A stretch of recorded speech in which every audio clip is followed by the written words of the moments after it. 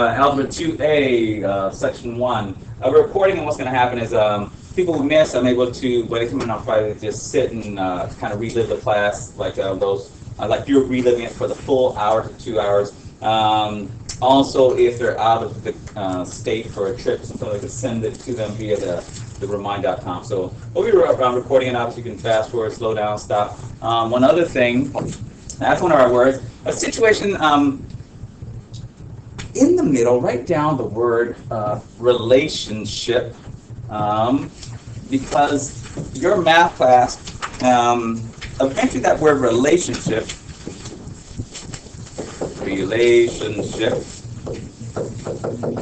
I'm putting mine right in the middle.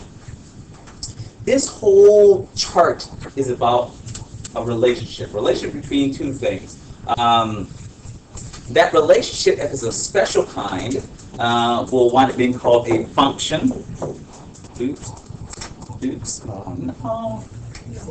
I don't want to do that button. I'm going to do this. All right, so going. A special relationship is called a function. We're going to write down, even though I need to find a space on here, how you can figure out this relationship. So let's choose each section. One person from this table, I'll do it since it's your birthday. Let's choose, we'll go Brenda, we'll go Efren, and we'll go Alyssa. They're going to give their first initial and their age. First initial and their age.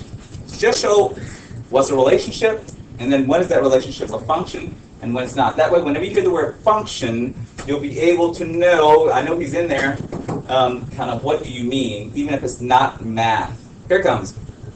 First initial and your age. JC. All right. And wait till all squeeze it on yours. You can decide at some point. 18. I think first initial back there and your age. First Uh-huh. All right. First initial and age. E16. And first initial and age. Alyssa. Oh, age 16. All right. Oh, everybody's 16, so it doesn't jump around. I wish it would have jumped around. These letters here represent a relationship. The first thing to the second thing. J is 18, B 16, E 16, A 16. No problem with that. This is just a relationship. Okay. It turns out this thing also happens to be a function. Kind of the official definition for a function is that for each item on the left, it has only one partner to the right. These guys on the left, eventually we'll call them inputs, and the guys on the right, they'll be outputs. For the inputs, they have only one output to be a function. I'm going to mess up something and turn it into a non-function, because at some point I ask you, the relationship that you see, is it a function or not a function? Well, you know what a function looks like. Let me mess it up by, I will go with, let's say one person needs to go to the club. Let's say to a club. Like there's one club. All right, they need to go to the club. So this person, when they get to the club, they ask them how old they are. I don't know if they're asking for a card. I don't know what they're doing, but they're asking. And this person, I don't know if the right age, is it 18 that you get to go to? We'll say this club is an 18 club, because there's some that are younger, some older. This person says, I'm 18. They put on the attire that feels 18-ish. They put it all together. This is no longer a function. A function says, each time I throw out that letter for that person, whatever the original number was that they said, it has to always show up anytime I put out their letter. So if the input for A was 16, then the second time I write down that A, and I put down a different number, not only is this person a liar, and you don't want to be their friend, the minute it changes, that it is no longer a function. So this, what we have here, is not a function. The relationship, one-to-one. It could be like marriage too.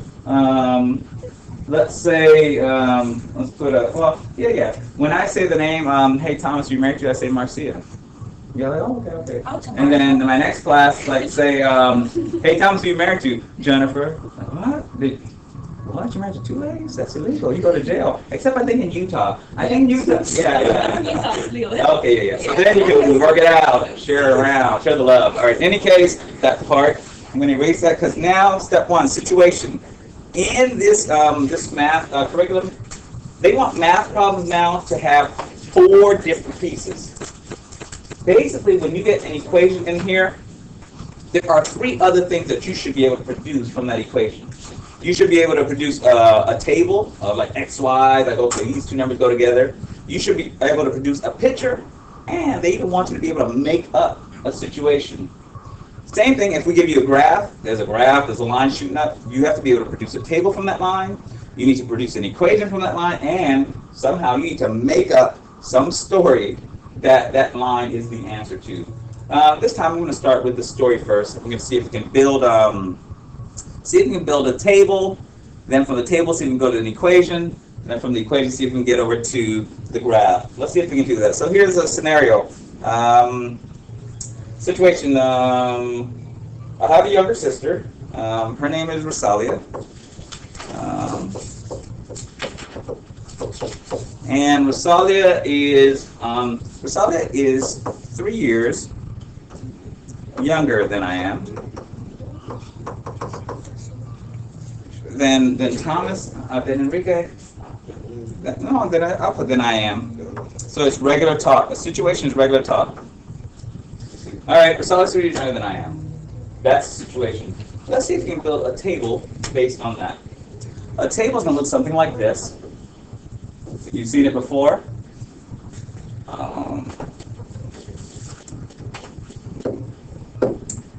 1, 2, 3, 4.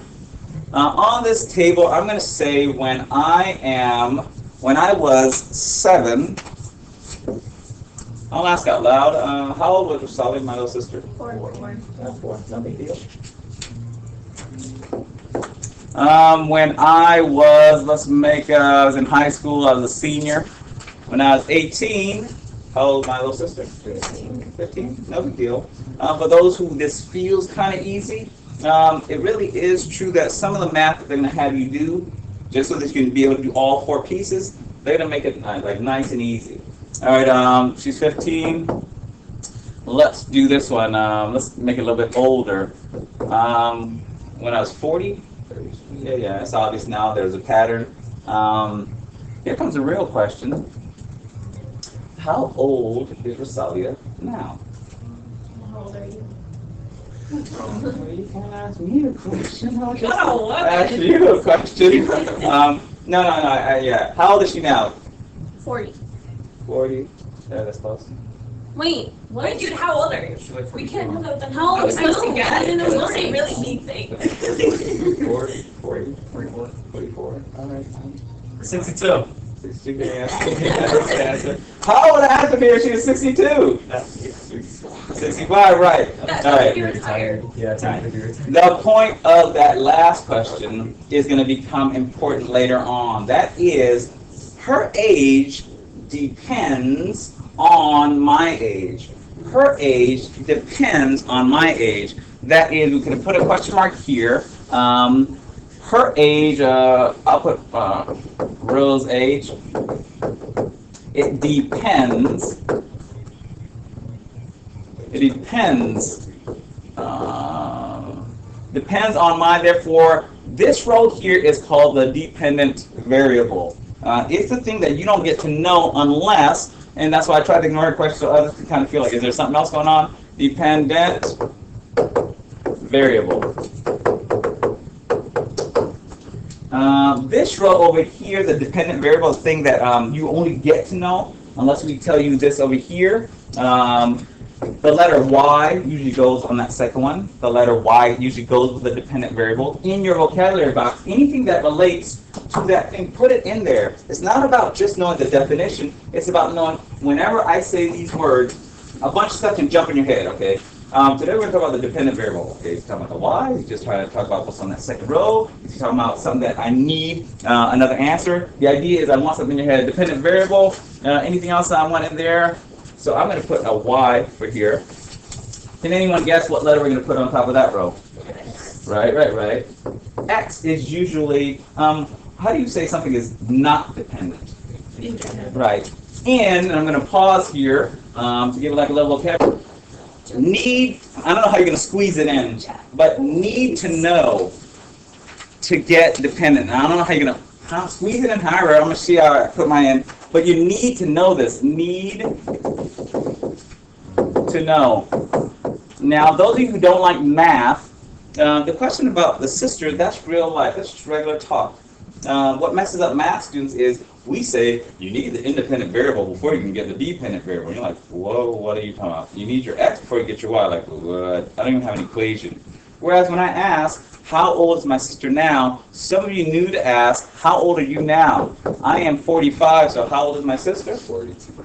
She is 42. Math is easy when you know what they're asking you. Now again, yes, this is sort of a straightforward one, and there are harder ones where even when you know what they're asking you is still hard, but a lot of times, math isn't that hard if you know what you're being asked. All right, little sister is 42, I think we were told. Do me a favor, make up an age, choose an age. Yeah, let's do this one, when I was 2, how old was my little sister when I was 2? I said it. All right, Chris. They say she was -1. Yeah, because of course 2 minus 3 gets you the answer. So the question is, can we use this -1? Yeah, you're going to do negative ages. Like when I'm -3, how old was she? Like, what? That ain't making sense. In other words, this side here, there are some numbers we can't use, so let's write in some words. This side here is also called, I should put over here, this side over here is called the domain. I wish I would have said the domain earlier so I could use the word over and over, and I think I will. Can someone guess what this side is going to be called? The range. Pause the effect. For the situation that you've been given, are there any restrictions on the domain?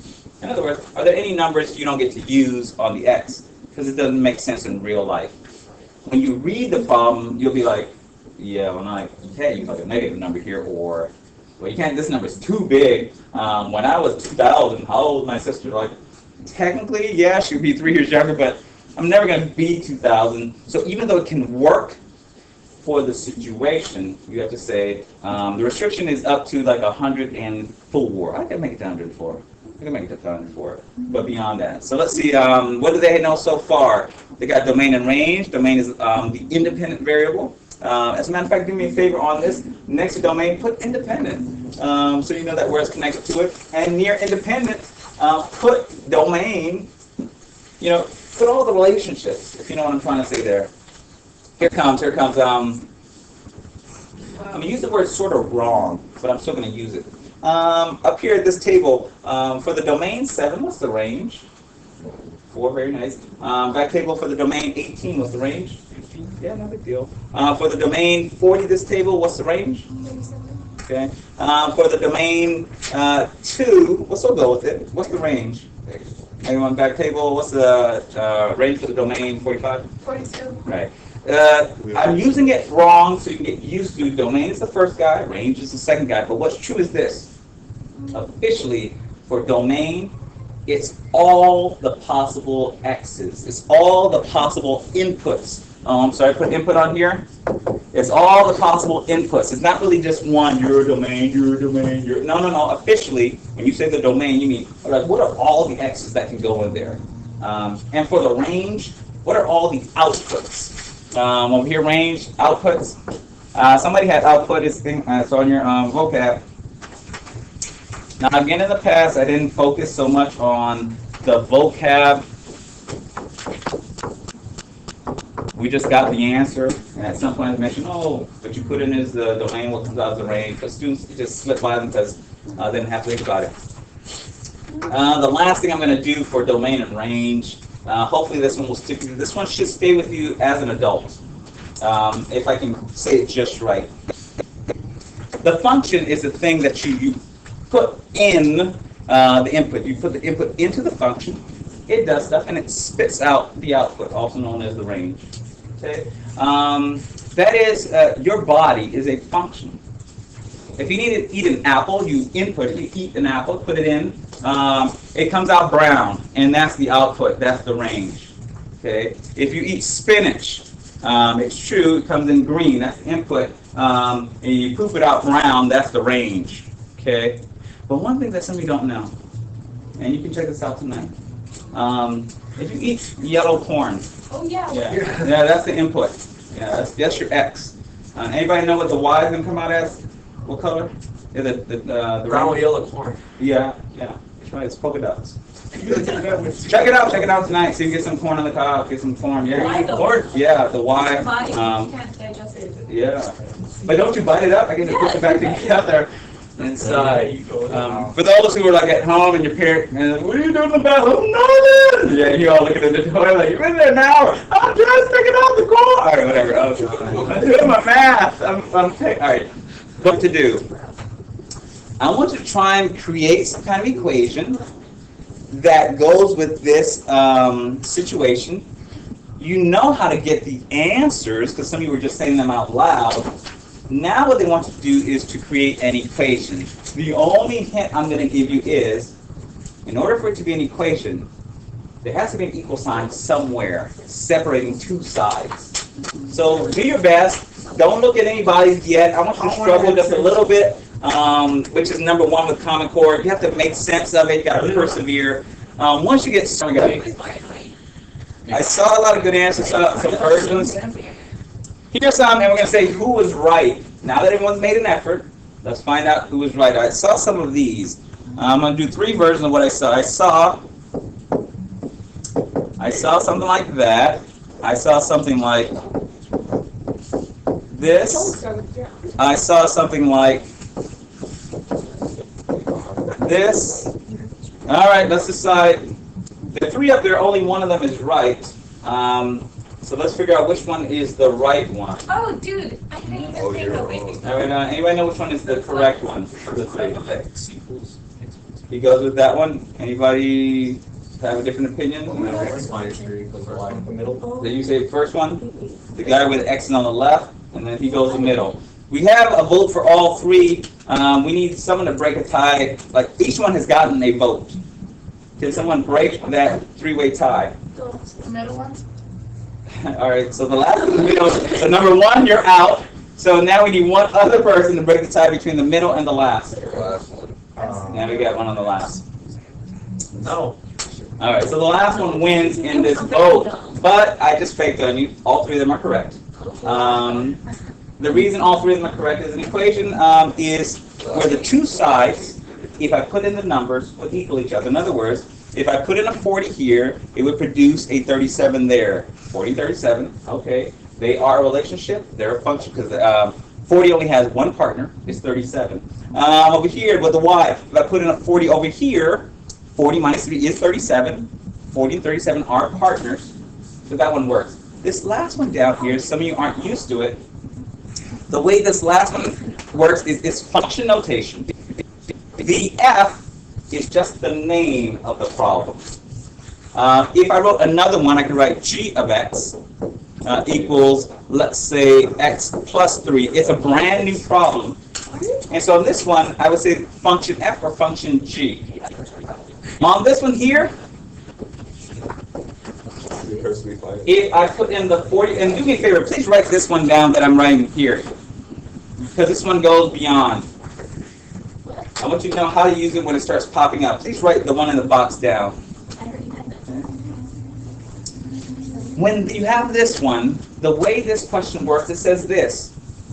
The function, if I were to put in 40, what would happen on this side? Well, I would actually put in 40 and work it out. 40 minus that is 37. The way they would write the answer on this one, so that you can see it, is the function when x is 40 equals 37. That's how they write the answer on that one. Look how it's written. Write it down. If you don't have it already, write it down. No, you do not have that part. Some of us who just put down the numbers. in a way, you're correct. Some people wrote down like 40 minus 3 equals 37. You're right, sort of. That equation that you wrote is just one example, which is a true one, but when you write an equation, you need to write down something so that you can put in the 7, you can put in the 18, you can put in any of the numbers and get the other answer. So for those, I feel like there are about a couple of us who did the number version. Yes, you are right for just that particular number, but for the equation, it has to be one that you can put in anybody. This thing here, let's write down the word function in this case. When we think of a function, even though a function officially is just partners. As long as you have partners, and there's one person for your partner, that's a function. Normally in math, when we talk about a function, we're usually thinking about the equation part. There's the graph part, which we're about to try and do. There's a table part, which is, I mean, if you only thought of a function one way, it would be the equation version, even though a function can show up with any of those. Last piece. All right, I'm going to put in the domain line. I'm going to put an X next to it. I'm going to write the word domain. Do me a favor on your vocab. Draw a line on the domain with an X next to it. So go to your vocab, find the word domain. I'm going to do my range, my y-axis. I'm going to put my range. Go to your vocab after you draw that, and then write that in. For range, you want to draw a Y, a red line. Any of the connections that go to the words is what I want you to have. Not can you graph, but when you're reading the words and they say them, what jumps into your head? I know it has range, has something to do with the y-axis. I'm actually going to write down the word axis. I'm going to have you write that down too. Oops. Again, for those of you who are good in math, I'm more trying to help people who either aren't good in math or just don't like it. At least if they just learn the words, they can't do the problems. They still learn the words when they walk away. They're still math literate. They'll sound like they know math. All right, let's see if we can graph this thing. Hey, on your test, they're going to ask you, they're going to give you a situation. You're going to come up with some numbers. One thing they're going to ask you to do is, when it's time to put in the dots, which is graphing, will you choose to scale your x and y axis properly? Scale your x and y axis properly. Like, what does that mean? Well, if you got big numbers, do you need to go 1, 2, 3, 4, 5 for the x's when you need to get up to 40? Or should you do 5, 10, 15, 20, 10, 20, 30, 40? Well, let me ask out loud. For my x's, what's the best scale for each one of these marks? Should it be every 1, every 5, every 10? I hear a 5er. How many will I need to get up to 40? 1, 2, 3, 4. In this case, let's make it bigger than 5, just because I only have 5 of these guys to go. So let's make it every 10. In other words, this first line represents 10, 20, 30, 40, 50. Now, if I had more space, I could do like, 5, 10, 15, 20. But based on my space, I'm going to scale the x-axis to be 10, 20, 30, 40, 50. Now, here's what's true. Technically, your y-axis doesn't have to be the same. So for my y, for my ranges, should I do 5, 10, 15, 20, 10, 20, 30, 40? 1, 2, 3, 4. You go to that. We got to get up to 37. All right, and it's the biggest number that usually kind of tells you what we need to get in there. These 4 pieces of this puzzle will allow us to pause here. Let's see, 1, 2, 3, 4, 5, 10, 20, 30, 40, 40, and 50. Here's the good news. On your test, because they need you to be able to do all of these, basically, if you get a table, you automatically get the graph automatically along with it. If they give you an equation, to jump from an equation to a graph, so really what you want to do is be able to jump from an equation to a table. How do I jump from an equation to a table? I start putting in numbers. If x were 7, oh good, I get the other one. If x was 40, oh okay. 40 minus 3, okay, I get the other one. So you can always get to the table You want to get to the table, which is what I'm going to show you in your calculators in just a second, so that you can get to the graph. For those who forgot how to graph, to graph is this. This is graphing. You've never heard it? I just graph. To put a dot is to graph. Now, when I was younger, I wish some teacher would have said, hey, Thomas, when you put a dot, you're graphing. Because I had trouble with the graphing. How do I get it where it goes? How do I connect the line and make it whatever the picture? Anytime you put in a dot, Thomas, you're graphing. On a number line, 1, 2, 3, 0. Thomas, please graph 3.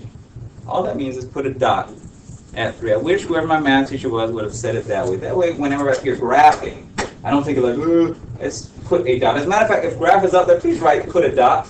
Or how do you graph a table? You put in the partners together. Have a dot. I go 7 on the X and then go up 4. This is bad. Well, we'll work with the scaling. 7 and a 4. 7 and about 4. You're right about there. That's sweet. Next guy, if you can go ahead of me, you can. Like go 18 and 15. 18, where are you? 18. 18 on the X, the domain, and I go up 15 on the range. I'm going to try and always use the words domain and range because those are the words that come over and over again. For 40 on the domain, where am I going on the range? Somebody tell me. 7 on the range. By the way, for those who are going to notice, this is a linear graph. Linear means that the highest exponent on the X is a 1. If ever you look at an equation and there's no to the second power, to the third power, it will always produce a line and it's called linear, linear, linear. Nope. Okay. Forget it. Don't think that I said it. Last one, 2, and then I'm going to put the 2 negative 1. Though it's meaningless for this one. 2 negative 1. 2 negative 1. Put in the 2 negative 1, even though it's meaningless. And where are you, 45? Did I already do 45, 42? Where are you, 45, 42? To complete a graph, normally you connect the dots. That is graphing. Put in dots, connect the dots. So go and connect the dots. I'm going to see if I can connect mine. And no, I don't have a ruler. So it's going to be all like whatever. All right, so we graph. Do me a favor. Under this f of x, always put a y so that you know y equals x minus 3 is the same thing as f of x equals whatever. Because on your calculators, it will never say f of x equals. It always just say y equals. Now that you punch it in, remember we need a table, we need an equation, we need a situation. Guess what? They gave us the equation. That's sweet. Anybody can tell me how to get to the table? You put stuff in the click where's the Blue button table. Blue button table will get you the table we need. The question is, how many of those items are we going to put in there? Because on a calculator, try punching in. On a calculator, it's going to have all of the options. I only need 5 of them, and the rule is this: if there's an x that is a 0 for your 5, I want you always use the 0 and its partner. Then you usually use 2 positive x's, 2 positive domains, and 2 negative domains. If you need to arrow down with your gray button, that's how you get up and down, left and right. Normally this is what you do. Now, here we go. Table 1 up here, what's the range to the domain 2? Back table, the range to the domain 1. I'll go back there, I'll connect you all. Anissa, you got the domain for the range 0? Come back to me. Okay, come back. Yeah. Isaac's table, you guys have the range to the domain negative 1. Back table. Yeah, that's a good point. All right, you can check with the other 2 over there. Jeremy's table, range for the domain negative 2. Go back to the out of view. Okay, let's pause some. 5. 1, 2, 3, 4, 5. Where is it? I'm gonna start with the 2, negative 3, 2. Oh, negative 1, negative 2, negative 3, 2, negative 3. Tick, tick. Let's make these guys in green. 1, negative 4, 1, negative 4. So I wonder if this picture's gonna be a little bit weird. 0, negative 3, 0, negative 3. Negative 1 and a 0, negative 1 and a 0.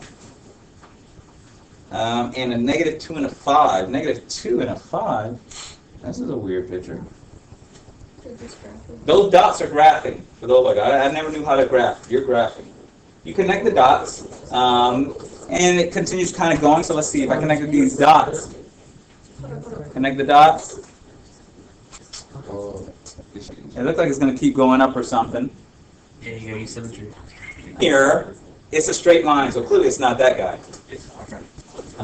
Exponential is like an airplane taking off from the ground. If you ever seen an airplane take off, you're seeing an exponential function happen. So if you don't see an airplane leaving the ground, it's not exponential. And then quadratic, same thing as parabola. Put that on there. Don't put it away. Keep writing stuff. I know you're done. The last thing we're going to do, because you probably are right, is I need you just to punch in one more function and get its table. See if you